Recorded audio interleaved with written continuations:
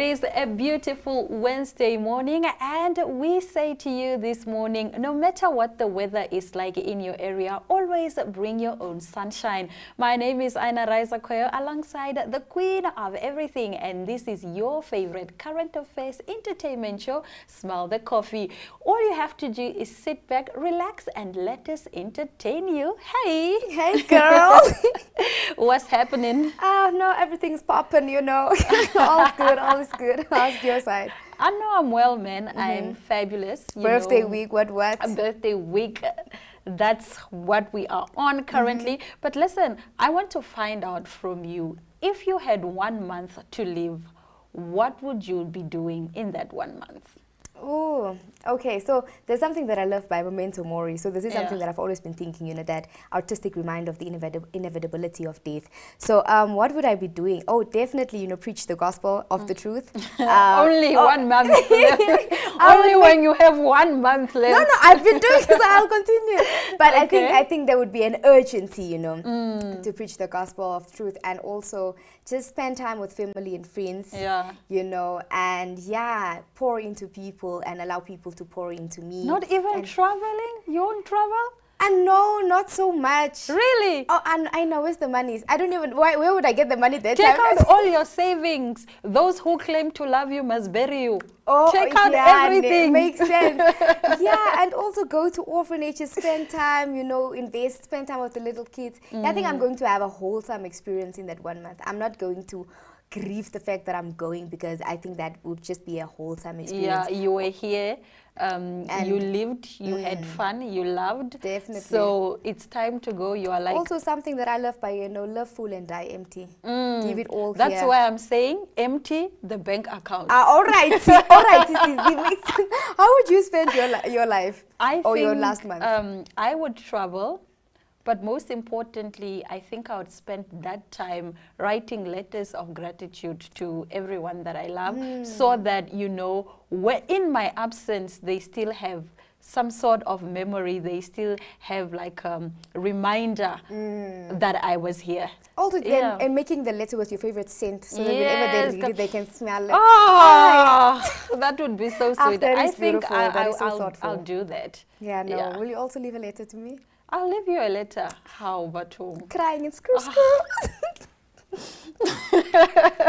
Let's get into the competition. All right, so NTV is turning 1 on the 8th of February 2023.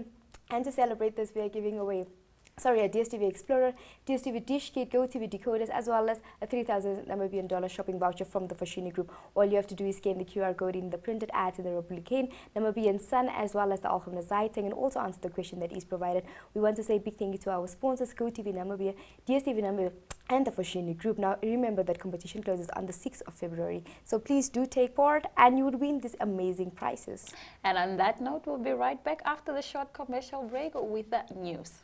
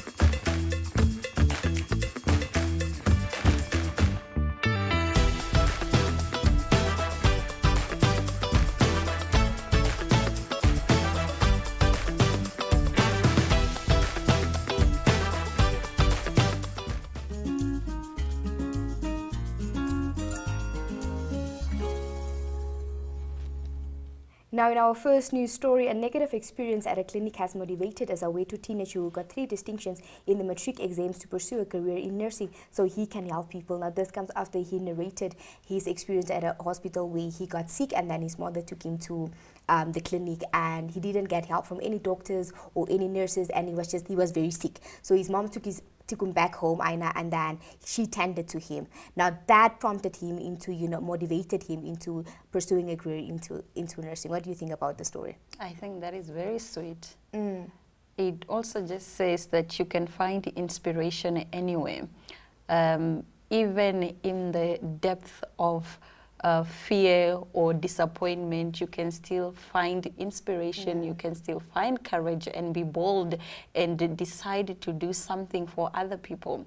That is what it means to be selfless. I think he possibly, maybe the universe put him in that situation so that he could wake up to his calling. Yeah, if you put it that way, that is beautiful. No, I'm not going to take anything away from what you just said. That is beautiful. And you're not going to add. No, ma'am. All right, we move over to our next story.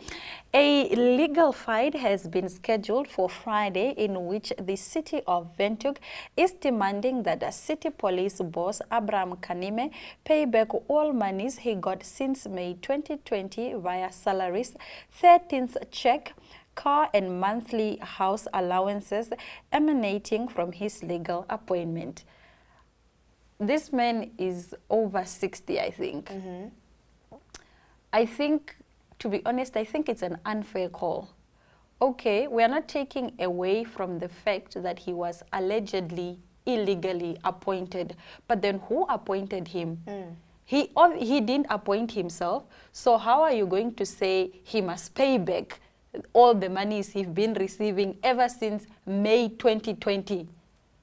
I think this is unfair. No, this is unfair. No, if anyone should be sued, it's the people who appointed him. Because I don't think it's equitable to him, and all that money. No. And also, when he was appointed, from the time May 2020 and up until now, he's been doing the work. So somewhat, he does deserve the monies and the salaries and the housing allowance, everything he has been getting. So I think this is an unfair call. Like, maybe something else should be done, but not retain the money. How I already spent the money? Where am I getting this money from? Exactly. No, I don't think it is equitable towards him. I think they need to find another method in, I don't know, whatever it is they want to do to him. Maybe they want to hold him accountable, but they should find the person who, they should find another alternative. Exactly. Also, whoever was, in charge of the appointment, that we should go to the root of that, and then we can work from there. But you're expecting someone to pay from 2020. Is it like back pay now? No, that will not happen. That's a lot of money. It's a lot of money. It's a lot of money. And for a pensioner. Yeah. No, it's not equitable towards him. Now, moving on to our third story. Olga Celestinus from Otuala village in the Oshana region woke up one morning to find some of her goats dead after being attacked by unknown animals. Celestinus had 12 goats in a kraal. 5 died in one night, while 6 are badly injured and about to die. Yo. No. Attacked by an unknown animal. How do we know it was an animal? Yes. Were they How did we arrive to this conclusion? Also, the manner in which the animals died. Some of them, the eyes are out, the jaws are broke. I'm just like, an animal? Can we really say it's an animal? Yes. Also, what kind of animal is it? But coming from the north, I've heard such stories before. I've heard that they call it, what do they call it? Shimbungo. Not Shimbungo, something else, just that I can't recall right now. But we've had so many cases of where there are unidentified animals that roam around in villages, and they destroy anything and everything, from goats to dogs, everything. So I'm not taking away from the fact that this could be like a true story. I'm just like, there are so many things that could happen. Did this happen at night?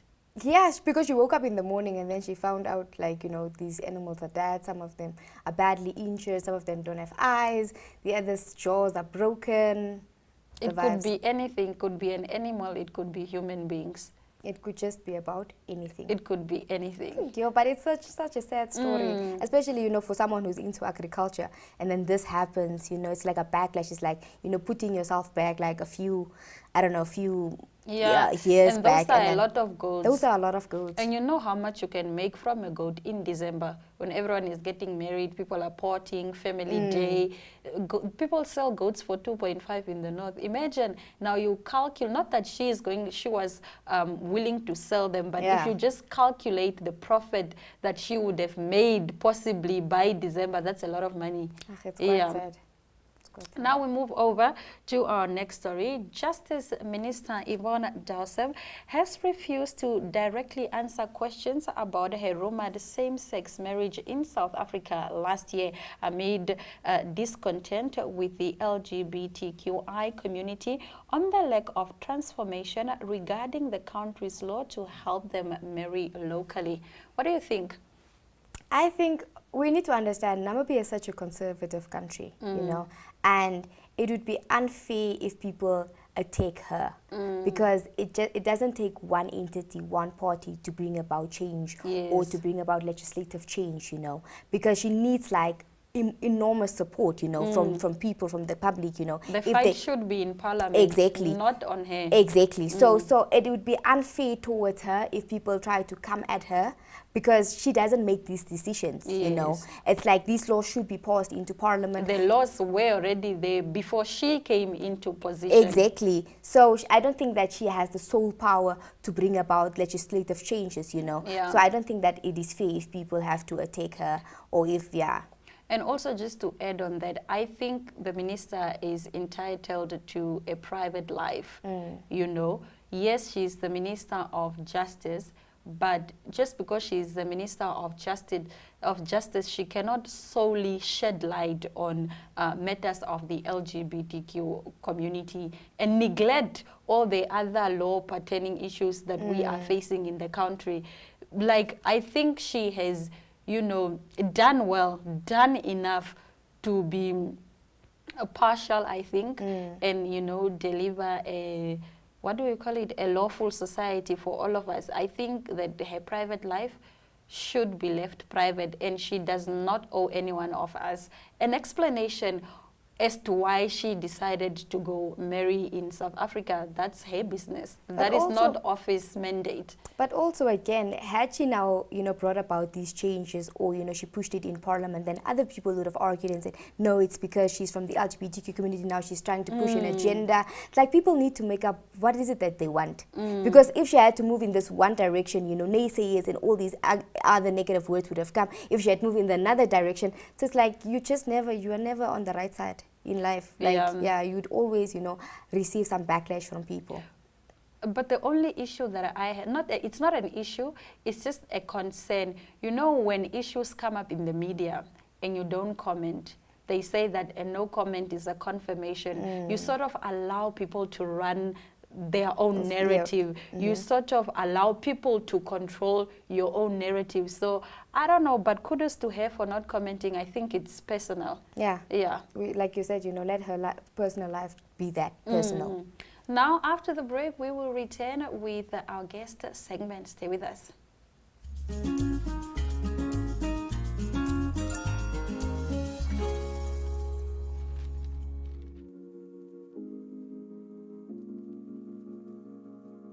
Chill Sessions is an entertainment show bringing the latest hits, fashion, and entertainment news. Chill aims at reaching all entertainers, youth, and artistic fans. Catch Chill on NTV, 1up2.com, the Namibian Sun, Chill, and Namibia Media Holdings platform. Chill focuses on countdown of the latest hits, fashion trends, celebrity interviews, and more. To share your music-related news, products, and services, contact Chill at synergy.com.na. Chill Sessions, bringing art and entertainment to the people.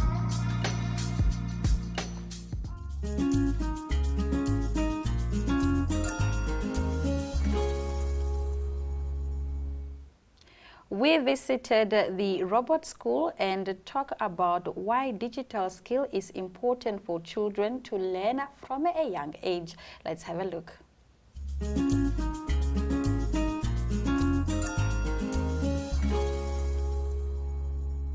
Okay. Ladies and gentlemen, I am joined with Bjorn and we are at the robot school. Thank you so much for showing me your space. It's only a pleasure. Welcome to Robot School. Can you quickly tell us what is the school all about? Okay, so basically we teach digital education, and digital for us goes in two ways. So it's the whole coding part of things, so software, and then also the hardware is a big part of it. So as an example, if you build a mobile app, that's software, and then you need a phone to actually run this mobile app, right? So they go hand in hand. So basically what we're teaching is coding, electronics, robotics, so basics engineering from the age of 3, and then it goes up to advanced manufacturing and game design. Advanced manufacturing like 3D printing, vacuum forming, coding like game design. Why is it so important to get children exposed to this type of field from such a young age? Okay, so basically our kind of theory, or not our theory, our saying is that the digital age is coming. It's on our doorstep. We're all using artificial intelligence as an example already without even knowing it. And if we don't teach these children these skills, they're not going to have jobs in the future, right? Because tech is taking away some rudimentary work, but children now, or people now, need to know this technology to be able to still have those jobs, right? To, as an example, program a chatbot, or if it's an automated robot, program it and actually know how to fix it and use it. If I have a teenager and he has had none of the previous courses that you offer toddlers, can he still join? Yeah, sure. Like basically what we do is we kind of just look at them, how many skills they have, how good they are, and it's all self-paced learning and learning through playing. So we'll then slowly start building that teenager up to where they need to be, basically. When I have toddlers, and my toddlers are turning 3 and 4 this year, so it's the perfect age. How does it work when I bring my kids? Do they interact with other children, or do they work alone? Okay. Yeah, you get put into groups of 2. So your child will have a partner they have to work with. What we usually do is that the one child builds and the other child then codes, and the next time they swap around. And then what we do is, because a lot of friends obviously come here, we mix the classes up. Yeah. So you can't just sit with your buddy every single month. You're going to work with anybody. What else? You just moved space. What are you planning with the new space? Okay, so basically we just moved from a smaller place which consisted of 2 classrooms to now a much bigger place which now consists of 3-4 classes and then a big yard in the back. And this is just kind of, the reason we chose it is to scale. We want to scale into everything from smart robotics, smart farming, maybe even a little bit of smart agriculture, have the makerspace elements of it, so advanced automation, using sensors and all those things, along with the hardware that you actually build. So our aim is for an 18-year-old that eventually comes out here, that he can build his own fully functioning robot by himself. You just mentioned makerspace. Yeah. Tell us about that concept. Okay, so a makerspace concept is a global movement. It's probably, there's about 5,000 plus makerspaces around the world, and Fab Labs mixed. The communities are actually losing track of how many makerspaces are opening in the world. And basically, what is a makerspace? It's a room or a place full of machinery, advanced manufacturing machines. But the beauty of makerspaces is that we all believe in open source information. So we all create knowledge. We put the manufacturing plans, even the code, everything onto the internet, and then anybody can download it and actually recreate it. So basically it's disrupting education, manufacturing, and everything in a rapid scale. And the beauty is the communities consist of anybody from students to universities, professors. It's so important to share your knowledge and your skills and to give it to the next generation. And yes, we all have to live and survive, and unfortunately that goes along with money. But if you are in a position to give someone a skill or teach them something they did not know, where they did not have the financial means to get that elsewhere, then for that person, he can make something with his life. No, precisely. I mean, there's a movement now that's coming that came out of predominantly makerspaces, which is called the Manufacturing Alliance. And basically, what those guys are planning to do, so let's say BMW needs to send a part to Namibia, they no longer will send these parts to Namibia. They'll actually just send the information to Namibia, and Namibia actually manufactures it. And it's called decentralized manufacturing. And when we look at our schooling system, and not only in Namibia, but in Africa as a whole, we need to pay attention to how we teach our children, because whatever we've been doing for the last 100 years is not working in the digital age where we find ourselves now. No, it doesn't work. I mean, even if you talk about, let's say, curriculums, right? Every university, every school, they have their own curriculum, their own Cambridge curriculum, but those curriculums themselves are quite outdated.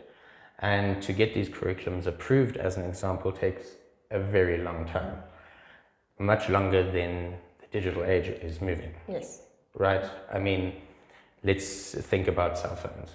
The first cell phone was invented probably in the 70s somewhere. All of us thought, we're not touching this stuff. This is some weird education. This is some weird new technology. But now everyone has a cell phone in their pockets. Exactly. Right? It's coming if you like it or not.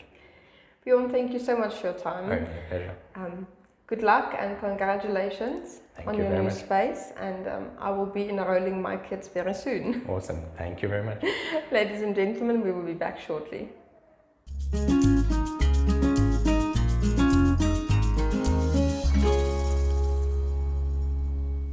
Now in our Talk of the Town segment, George Ngololo, headman of the Onaminda village, explained the devastating effects the flood has on his people. Ngololo joined the Wangwena regional councillors, the Disaster Risk Management Committee, and officials from the office of the Prime Minister on Monday to evacuate and relocate his people to dry land. Let's have a look at this video.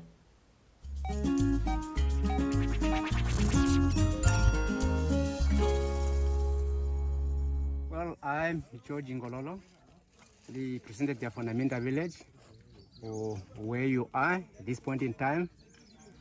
So the effect of the met on the ground is that we have been negatively affected by this flooding water. We didn't expect it.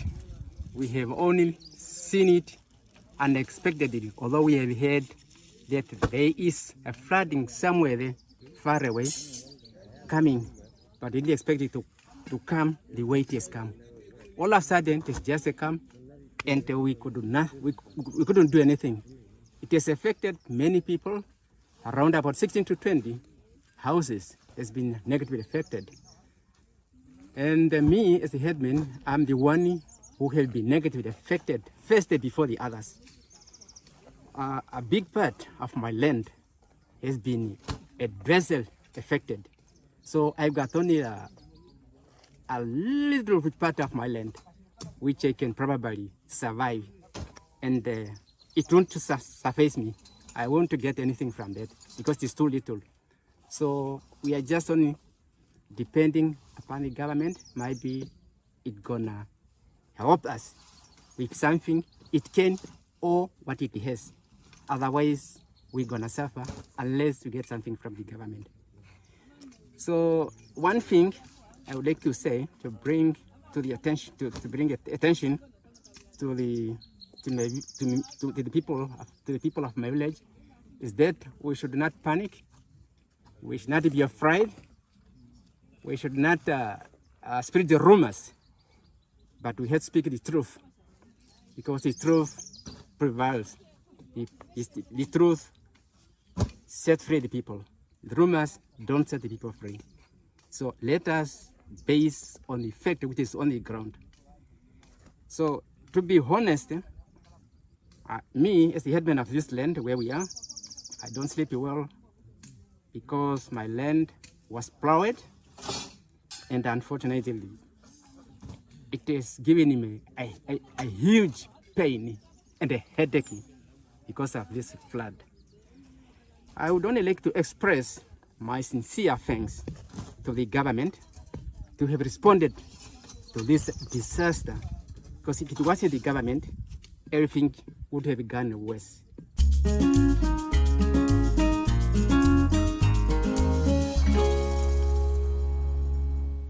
We appreciate you for rising with the stars and kickstarting your morning with us. From all of us here in studio, it's all our love, all our light, and adios.